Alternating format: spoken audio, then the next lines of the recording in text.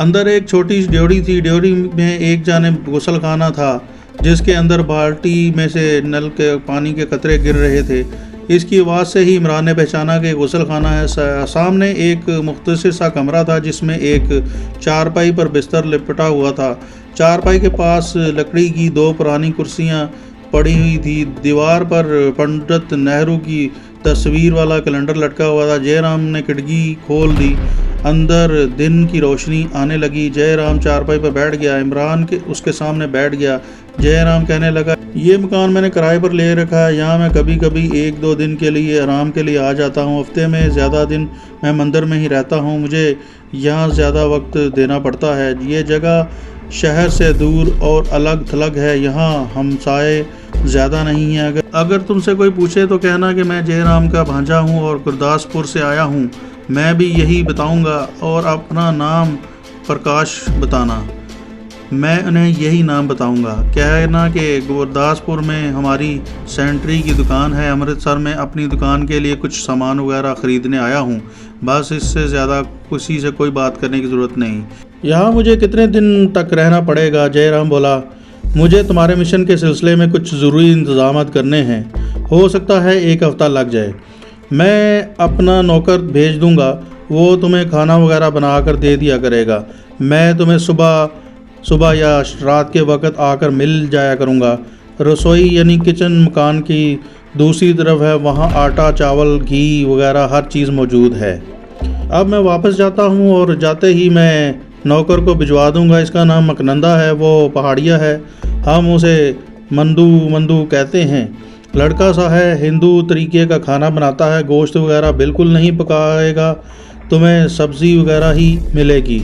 अच्छा, मैं चलता हूँ। जयराम चला गया। उसके जाने के बाद बिस्तर से टेक लगाए चारपाई पर नीम दराज हो गया और सोचने लगा कि कहीं ये सरफरोश जयराम इसके मिशन में ताख़ीर ना करवा दे, क्योंकि अभी तक उसने मिशन के बारे में कोई बात नहीं की थी। इसने कहा था कि उसे कुछ ज़रूरी इंतज़ाम करने हैं जिनमें 1 हफ़्ता लग जाएगा। मालूम नहीं ये किस किस्म के इंतज़ाम करना चाहता है। हो सकता है इसने दूसरे सरफरोश जासूसों से रब्ता करना हो सकता है उसने इमरान के मिशन के लिए असले वगैरह का बंदोबस्त करना हो। जयराम ने इन इंतज़ामात के बारे में इमरान को कुछ नहीं बताया था। इमरान ने कलाई पर बंधी हुई घड़ी को देखा। उस वक्त दिन के 11:15 बज रहे थे। जयराम का पहाड़िया नौकर 1 घंटे के बाद पहुंच गया। 18-19 साल का नौजवान लड़का था। उसने इमरान को हाथ जोड़कर प्रणाम किया और बोला, महाराज, मैं सब्ज़ी वगैरह बना लेता हूँ। थोड़ी देर में भोजन और फुलके तैयार कर दूंगा। इमरान को इस तन्हा मकान में 1 दिन और 1 रात गुजर गई। दूसरे दिन भी गुजर गया। जयराम नहीं आया। इमरान भी मकान से बाहर ना निकला कि हमसायों में किस किस को अपने बारे में बताता रहेगा कि मैं जयराम का भांजा हूँ और गुरदासपुर से आया हूँ। दूसरी रात भी गुजर गई और जयराम ना आया। तीसरे दिन आ गया। इमरान अभी तक मकान के अंदर ही बैठा था। वो हर मुमकिन एहतियात बरतना चाहता था, इसलिए कि उसका मिशन इंतहाई हसास था। तीसरी रात के 10 बजे के बाद जयराम आ गया। उसके साथ एक और आदमी था जिसने हिंदुआना तर्ज का तंग मोरी वाला मेला सा पजामा, बगैर कॉलर के कुर्ता और सदरी पहन रखी थी और सर पर साफा बांध रखा था। माथे पर हिंदुओं वाली बिंदिया लगा रखी थी। जयराम ने उससे तारुफ कराते हुए कहा, ये फ़िरोज़ुद्दीन है। ये नाम हमने फ़र्ज़ी रखा है। इस आदमी का नाम कुछ और ही था। ये तुम्हें अपने साथ ले जाएगा। ये सुबह को आएगा, तुम तैयार रहना। इतना कहकर जयराम और फ़िरोज़ुद्दीन चले गए। इमरान कुछ देर के बाद सो गया। सुबह हस्बे आदत उसकी सुबह आंख खुल गई। क्या मैं पाकिस्तान से पहले जब अमृतसर में मुसलमान रहते थे तो सुबह के वक्त मस्जिदों से अजान की आवाज़ आया करती थी, मगर अब अमृतसर में एक भी मुसलमानों की मस्जिद नहीं थी। मस्जिदें हिंदुओं और सिखों ने अपने कब्ज़े में कर रखी थी। या तो उनमें बुत रख दिए गए थे या उनको मंदिर बना दिया गया था। अजान की आवाज़ कहाँ से आती? इमरान मुंह हाथ धोकर जल्दी से तैयार हो गया। नौकर अभी तक सो रहा था। उसने किचन में जाकर खुद ही थोड़ा बहुत नाश्ता बनाया और फ़िरोज़ुद्दीन का इंतज़ार करने लगा। अभी उजाला पूरी तरह से नहीं फैला था। रात का हल्का हल्का अंधेरा बाकी था। वो मकान में बैठकर खिड़की की में से बाहर देख रहा था। उसे अंधेरे जाले में फिरोजुद्दीन दिखाई दिया। उसके हाथ में प्लास्टिक का एक थैला था। इमरान के पास आकर बोला, तुम तैयार हो? इमरान ने कहा, बिल्कुल तैयार हूँ। तो फिर आ जाओ। ये कहकर फिरोजुद्दीन आगे आगे चलने लगा। उस इलाके से निकलने के बाद एक रेलवे लाइन आ गई। रेलवे लाइन पार करके वो बड़ी सड़क पर आ गए। ये जीटी रोड थी। फिरोजुद्दीन ने आहिस्ता से इमरान को कहा कि लारी में मुझसे कोई बात ना करना, ज़रूरत पड़ने पर मैं कुछ पूछूं तो जवाब दे देना, नहीं तो खामोश रहना। वो दोनों सड़क पर एक तरफ होकर खड़े थे। अमृतसर की तरह जानिब से थोड़ी देर बाद लारी आई। फिरोजुद्दीन ने हाथ देकर उसे रोका। दोनों लारी में बैठ गए। फिरोजुद्दीन ने कंडक्टर से कहा, महाराज 2 टिकट हरी के गांव के दे दें। टिकट लेकर फिरोजुद्दीन ने एक टिकट इमरान को दे दिया। लारी आगे चल पड़ी। आहिस्ता आहिस्ता दिन का उजाला चारों तरफ फैल गया। लारी आधे पौने घंटे तक जीटी रोड पर चलती रही। फिर वो दाएं जानिब सड़क से उतरकर एक छोटी सी कच्ची सड़क पर आ गई। वो 1 घंटे तक सफ़र करते रहे। रास्ते में छोटे मोटे गांव आते रहे। वहाँ लारी थोड़ी देर तक रुकती। कुछ मुसाफिर उतरते, 1-2 सवार होते। यूं ही लारी सफ़र कर रही थी। लारी एक रेलवे फाटक से गुजर गई। रास्ते में एक बड़ी नहर आई। फिर दरिया का पुल आ गया। ये दरियाए सतलुज का पुल था। बहुत बड़ा दरिया था। दरिया तक लारी पुल पर से गुजरती रही। फिर दरिया भी पीछे रह गया। आखिर एक जगह लारी रुकी तो फिरोजुद्दीन ने इमरान को हल्का सा इशारा किया और ख़ुद उतर गया। इमरान भी उसके पीछे लारी से उतर गया। कच्ची सड़क से हटकर 2-2.5 फरलांग के फासले पर चंद कच्चे मकानों पर मुश्तमिल एक छोटा सा गांव था। वो सड़क छोड़कर खेतों में चल रहे थे। फिरोजुद्दीन बिल्कुल खामोश था। इमरान भी खामोश था। फिरोजुद्दीन आगे आगे था। ये हरी गांव ही था। गांव एक छोटे से टीले पर इबाद था। टीले की दूसरी जानिब कुछ कच्चे मकान थे। फिरोजुद्दीन इनमें से एक मकान में आ गया। यहाँ सेहन में एक बूढ़ी औरत चूल्हे के आगे बैठी रोटियां पका रही थी। फिरोजुद्दीन ने कहा, चाची गाम कहाँ है?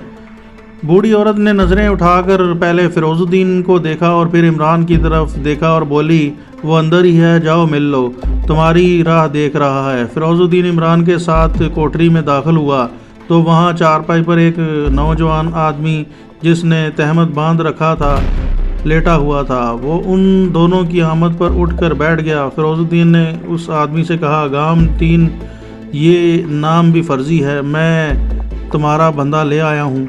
गामदीन ने इमरान का भरपूर जायज़ा लिया और उसे कहा, यहाँ बैठ जाओ। फिरोजुद्दीन, तुम बेशक अब चले जाओ। फिरोजुद्दीन बगैर अस्सलाम वालेकुम किए खामोशी से उल्टे कदम वापस हो गया। गामदीन ने कोठरी का दरवाज़ा बंद कर लिया। बाहर खेतों की तरफ से दिन की काफ़ी रोशनी अंदर आ रही थी। गाम ने कोने में रखे हुए कनस्तर में से एक तय किया हुआ लिफाफा निकाला और उसे खोला। उस पर आड़ी टेढ़ी लकीरों से एक नक्शा सा बनाया हुआ था।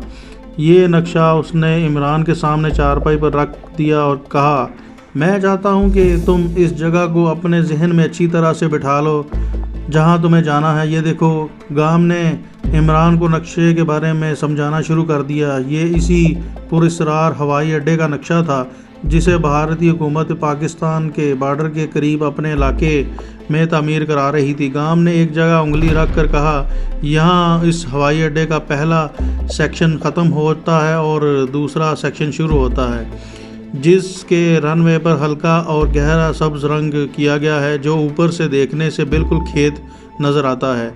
इसके आगे ये वो जगह है जिसके गिर्द कांटों वाली दीवार है। इस मुकाम को बड़ी चालाकी से छुपाने की कोशिश की गई है। इस इलाके में कोई आदमी बाहर का दाखिल नहीं हो सकता।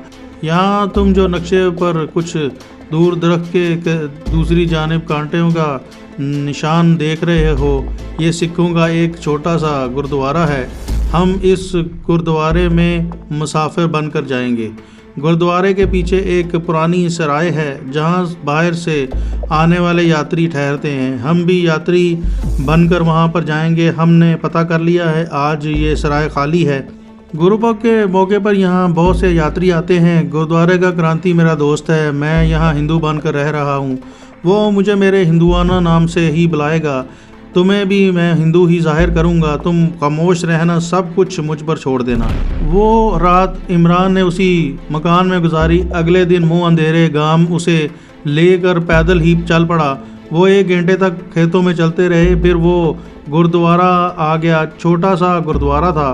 बर्जी के ऊपर जर्द रंग का झंडा लगा हुआ था। पुरानी इमारत थी। पीछे एक सराय भी था जिसकी कोठरियाँ खाली पड़ी थी। गाम ने इमरान को एक कोठरी में बिठाया और ख़ुद गुरुद्वारे के क्रांति से मिलने चला गया। थोड़ी देर बाद वापस आ गया और कहने लगा, मैंने क्रांति को जो कुछ कहना और समझाना था समझा दिया है, तुम्हें कुछ बताने की ज़रूरत नहीं। हम दोनों सिर्फ 2 रातें यहाँ ठहरेंगे। इस दौरान ही में हवाई अड्डे की हर तरफ से तुम्हें जायज़ा लेना होगा। अब तुम्हारा काम शुरू होता है। मैं तुम्हारे साथ नहीं जाऊंगा, यहाँ सराय में ही ठहरूंगा। इस तरफ से तुम बेफिक्र रहो, यहाँ तुम्हें कोई नहीं पूछेगा। हवाई अड्डा में सख्त सिक्योरिटी है, तुम्हें खुद वहाँ जाकर देखना होगा कि तुम क्या कर सकते हो।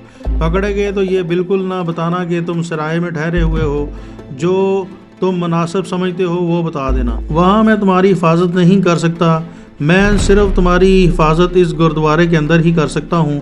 तुम अगर चाहो तो दिन के वक्त हवाई अड्डे का जायज़ा लेने जा सकते हो। अगर मुनासिब समझो तो रात के वक्त भी जा सकते हो। ये तुम्हारी मर्ज़ी है, तुम किस वक्त जाना पसंद करते हो। इमरान ने कहा, शाम के वक्त जाना मुनासिब रहेगा। ठीक है, गाम ने कहा, तुम शाम के वक्त ही जाना।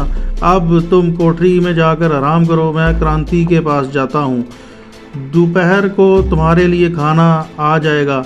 गाम चला गया। इमरान के लिए ये बड़ा मुश्किल मरहला था। उसके पास अपने हिफाजत के लिए पिस्तौल वगैरह कुछ भी नहीं था, एक चाकू तक भी नहीं था।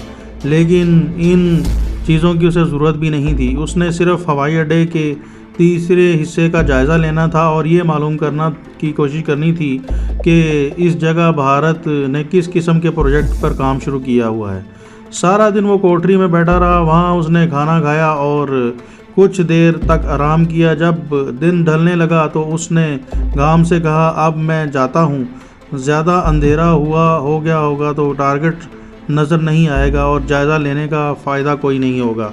ये कहकर इमरान खामोशी से सराय में से निकला और जिस तरफ गाम ने उसे बताया था उस तरफ खेतों में चलना शुरू हो गया। वो ऊपर से होकर ज़ेरे तामीर एयरपोर्ट के तीसरे हिस्से के अकब में निकल आया।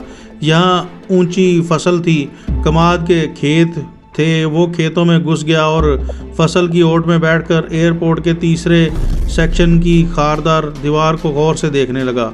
उस तरफ कोई फौजी चलता फिरता दिखाई नहीं दे रहा था। 10-15 मिनट गुजर गए, कोई गश्ती पार्टी भी उस तरफ से ना गुजरी।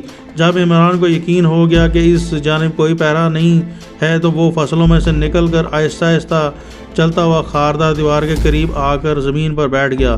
कांटेदार तारों की दीवार की दूसरी तरफ उसे कुछ नकलो हरकत नज़र आई। एक झाड़ी में छुपकर वो जायज़ा लेने लगा। उसने देखा कि खारदार चारदीवारी के एक जानिब दरख्त के नीचे 2 टैंक खड़े हैं। सामने काफ़ी खुली जगह है। थोड़े थोड़े फासले पर सीमेंट के चबूतरे बने हुए थे। इन चबूतरों से हर चबूतरे पर 3-3 स्याह रंग के बड़े बड़े मज़ाइल नस्ब थे, जब जिनका रुख पाकिस्तान की सरहद की तरफ था।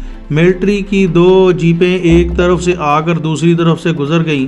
इमरान समझ गया कि ये चबूतरा मिसाइलों के लॉन्चिंग पैड हैं और भारतीय आर्मी ने यहाँ बड़े ख़तरनाक किस्म के तबाहकुन मिसाइल नस्ब कर रखे हैं। उसे गड़गड़ाहट की आवाज़ सुनाई दी। वो झाड़ियों के और पीछे हो गया। थोड़ी देर में फौजी हेलीकॉप्टर शोर मचाता हुआ उसके ऊपर से गुजर गया। ये हेलीकॉप्टर खारदार चारदीवारी के अंदर मिसाइल के लॉन्चिंग पैड के करीब आकर उतर गया। उसमें से कुछ फौजी उतरे और लॉन्चिंग पैड की दूसरी जानब चले गए। हेलीकॉप्टर के पर चल रहे थे। दूसरे ही लम्हे हेलीकॉप्टर दोबारा फिजा में बुलंद हुआ और इमरान की तरफ से चक्कर लगाकर ऊपर की तरफ निकल गया। इमरान झाड़ियों के अंदर मजीद हो गया। हेलीकॉप्टर उसके ऊपर से गुजर गया। शाम का हल्का अंधेरा फैलना शुरू हो गया। इमरान ने जो कुछ देखना था वो देख चुका था। यही उसका मिशन था। अब उसे वहाँ से वापस जाना था। वो झाड़ियों में ही रहा। जब ज़रा अंधेरा गहरा हुआ तो झाड़ियों में से निकलकर कमाद के खेत में दोबारा गुम हो गया। वो फसल के अंदर 10-12 कदम ही चला होगा कि उसे 2 आदमियों के पीछे से आने की आवाज़ आई। इमरान वहीं फसल के अंदर छुप गया। थोड़ी ही देर में उससे 15-20 के फासले पर कमाद की फसल में कमाद के डंडों को इधर उधर करते हुए दो फौजी गुजरे। इनके कंधों में स्टेन गनें थी। दोनों सिख थे और बातें करते हुए जा रहे थे। इमरान रुक कर वहीं बैठ गया। जब दोनों फौजी काफ़ी आगे निकल गए तो इमरान आहिस्ता से उठा और बड़ी एहतियात से फसल के साथ अंदर कदम उठाता हुआ खेत से बाहर निकल गया। शाम का अंधेरा ज़्यादा हो गया था, जिसकी वजह से उसे दूर से दिखाई देना मुश्किल था। वो दूसरे खेत से होकर गुजरने लगा। उसका रुख गुरुद्वारे की सराय की जानिब था। वो उस कोठरी में आ गया तो गाम वहाँ पहले से मौजूद था। उसने इमरान से पूछा, क्या तुम्हें अपने मिशन में कामयाबी हुई? इमरान ने कहा, मुझे जो मालूमात चाहिए थी वो मुझे मिल गई हैं। अब मैं समझता हूँ कि यहाँ मेरा काम ख़त्म हो गया है। गाम ने कहा, अगर ऐसी बात है तो फिर हमें इसी वक्त यहाँ से वापस रवाना हो जाना चाहिए, क्योंकि बगैर किसी काम के यहाँ रहना ख़तरनाक हो सकता है। चुनाचे इमरान उसी वक्त वहाँ से वापस रवाना हो गया। 1 घंटे के सफ़र के बाद वो उसी कच्चे मकान में आ गए जहाँ फ़िरोज़ुद्दीन का इंतज़ार करना था। इमरान को फ़िरोज़ुद्दीन के हवाले करके गांव वापस चला गया। फ़िरोज़ुद्दीन ने इमरान से पूछा, क्या तुम्हें जो मालूमात चाहिए थी वो तुम्हें मिल गई? इमरान ने कहा, बिल्कुल मालूमात मिल गई। अब मैं जितनी जल्दी हो सके इस हसास इलाके से अमृतसर जयराम के पास जाना चाहता हूँ, ताकि अपनी कारगुजारी उसकी आगे बयान कर सकूँ। फ़िरोज़ बोला, हमें इस वक्त अमृतसर जाने वाली कोई गाड़ी नहीं मिलेगी। रात तुम्हें यहाँ पे ही काटनी पड़ेगी। वो रात इमरान ने उसी छोटे से मकान में गुजारी और दूसरे दिन मुंह अंधेरे 2 घंटे की पैदल मुसाफत के बाद आखिर वो जीटी रोड पर आ गए, जहां से वो अमृतसर जाने वाली लारी में सवार हो गए। अमृतसर के लारी अड्डे पर पहुंचकर फ़िरोज़ुद्दीन ने इमरान से कहा, मैं यहां से वापस चला जाऊंगा। जयराम के पास तुम अकेले ही जाओगे?